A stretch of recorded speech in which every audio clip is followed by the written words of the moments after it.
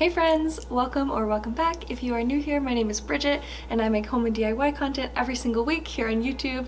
I also have an Instagram page at bybridgetdiy. Go ahead, follow me along over there for even more content if you haven't already. And of course, I would love it so much if you could subscribe to my channel. You can also ring the bell down below to make sure you never miss a video. And if you like this video, I'd love it if you gave it a thumbs up. Alright, let's get started. I've got 3 IKEA hacks in store for you guys today, and each one is very simple yet impactful. I know that a lot of the things that IKEA sells tend to be very minimalistic and even, dare I say, kind of boring, but that honestly makes them the perfect blank canvas for DIY projects. So let's go ahead and jump right into the first one.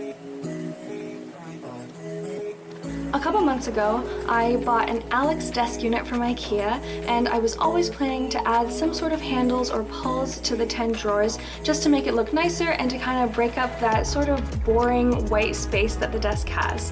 So I have been looking for months and months to find the perfect pulls, but I just couldn't find any, especially not at a price point that would work for me. So I was extremely excited when I saw that IKEA about a month ago launched the LATMASK pulls, and these fit on basically all of their furniture, and for only $1.49 per 2 pulls, so less than 10 bucks total for what I needed, I was able to get something that would leave no marks at all because these just slide on, you don't screw any holes, nothing like that. So eventually, if I do want to switch them out or remove them, I'll be able to do so without damaging the desk at all. Let's go ahead and change just a little bit about them to make them fit my space. Here's a close-up of the LATMASK pulls. This is how they slide and grip onto cabinets and drawers. It's super simple and it causes no damage whatsoever. One pull in each pack of 2 had a label on the back, so I'm just going to go ahead and remove those. To give these a warmer, high-end finish, I'm spraying them with metallic Rust-Oleum spray paint in the shade Antique Brass. This is one of my favorites to use when updating hardware. When the first coat was dry, I flipped the pulls over and sprayed them again. It took 3 coats in total, spraying from multiple angles each time. When the final coat was dry, all I had to do was slide them onto my drawer tops, and this first project is complete. I couldn't be happier with the final result, especially when the total cost was less than $1 a piece for these pulls.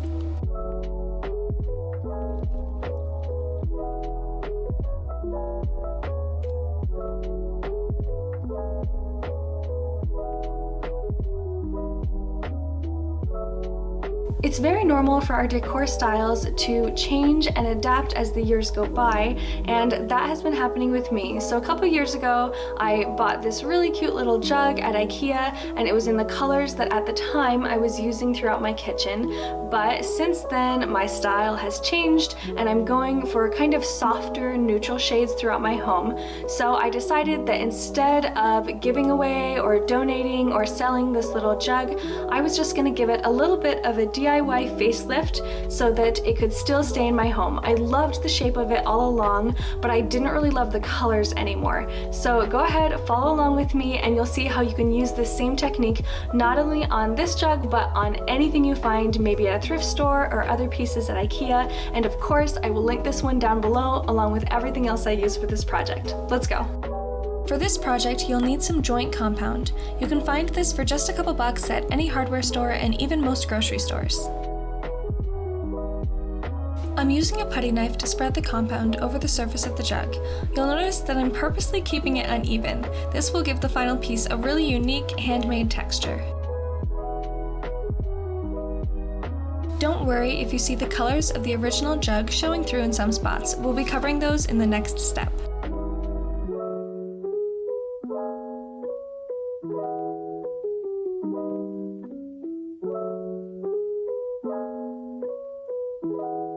When you're satisfied with the overall texture, allow the joint compound to dry completely. This will take several hours. To achieve a grainy stone look, I'm covering the entire surface of the jug with textured Rust-Oleum spray paint in the shade Caribbean Sand. I love that this also adds small flecks of color.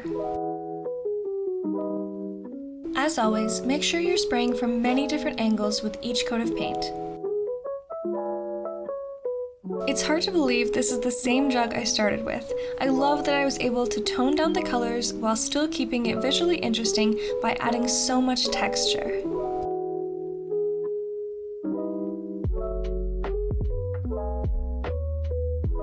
There are many ways to style this jug, but of course, I decided to use it as a propagation vessel for one of my plant clippings.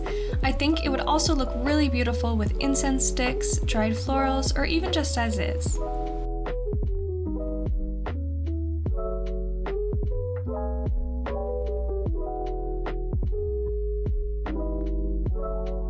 This last project is the perfect example of changing the function of something completely just by thinking a little bit outside the box. So one of my favorite things to do is just wander around IKEA and look for things that I know I can transform into something different or use for a different purpose. So when I saw these two bamboo cutting boards for only $2.99 a piece, I thought, okay, I can totally use these in my home. I just had to think of how.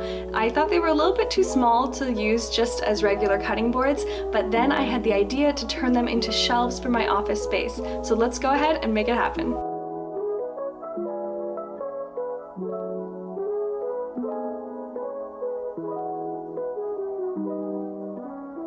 The first step here is to take two shelf brackets and place them roughly where I want them. Then I'm measuring the distance between the centers of the screw holes. Mine came out to 5.5 inches. I decided that it was time to rotate out one of my older DIY projects, so I'm taking down these painted trays and I'll be putting up my new shelves on this wall.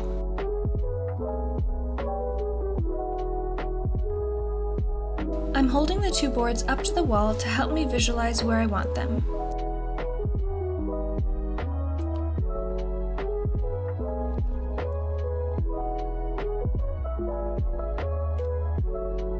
When I've got them where I like, I'm making a mark on the wall where the center of each shelf will sit. I eyeballed this step, but feel free to measure the width of the wall first if you want to be more precise.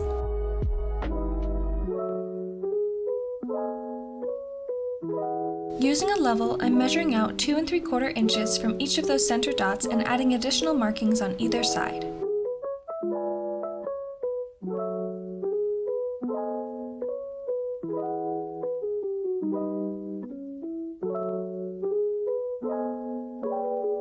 Again, using the level as a precaution, I'm lining up the screw holes in my brackets with the two outer markings and then tracing around the center of all 4 screw holes.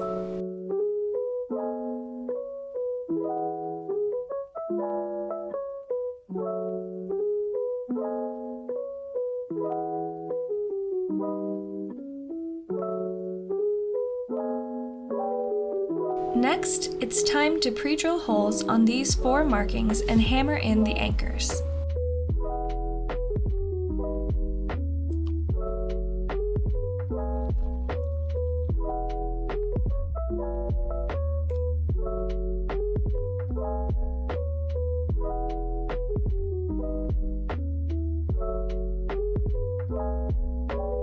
Now we're ready to screw the brackets into the wall. I recommend not fully tightening down the screws until you have all 4 of them in place. As you can imagine, I don't want the IKEA logo showing, so I'm flipping my boards over so that that side faces the wall. I'm double checking that my board is centered on the 2 brackets, and then I'm tracing 2 screw holes from each bracket onto the board. These brackets come with 4 holes each, but because this shelf is very small and won't hold a lot of weight, I'm only putting screws in half of them.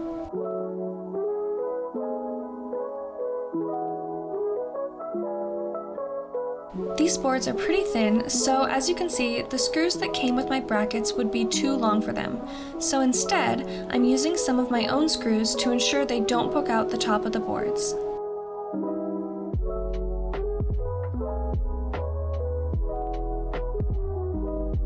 One of my favorite tricks for making sure you don't pre-drill too deep into a board is to add a piece of painter's tape onto the drill bit and stop drilling when the tape hits the surface of the board.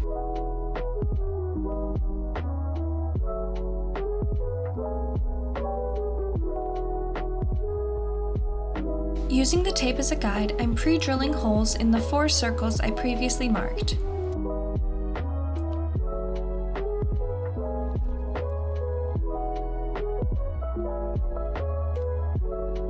As you can see, the top of the board is still perfectly smooth. Next, I'm lining up the holes on my brackets and board and adding in the screws. The shelf may be small, but it's nice and sturdy. An optional last step is to take black paint and cover the screw heads to help them blend in with the brackets.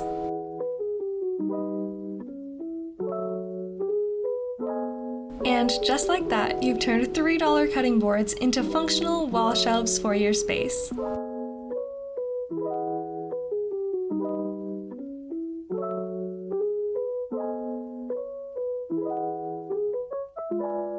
I love the contrast of the warm bamboo against the black industrial style brackets. It just goes to show that sometimes thinking outside the box really pays off.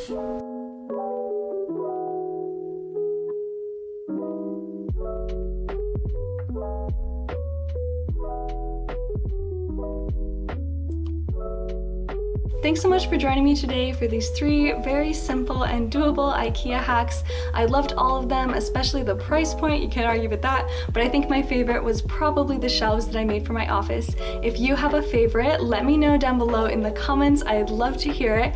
And I want to give a huge thank you to those of you who are subscribed to my channel here. It means so much to me. If you're not yet subscribed, you can go ahead, hit the subscribe button and ring the bell so you never miss a video. And when I hit 100 subscribers here on YouTube, I am going to be doing a giveaway and I would love for you to be a part of it. Thank you so much for your love and support, and I will see you next time. Bye!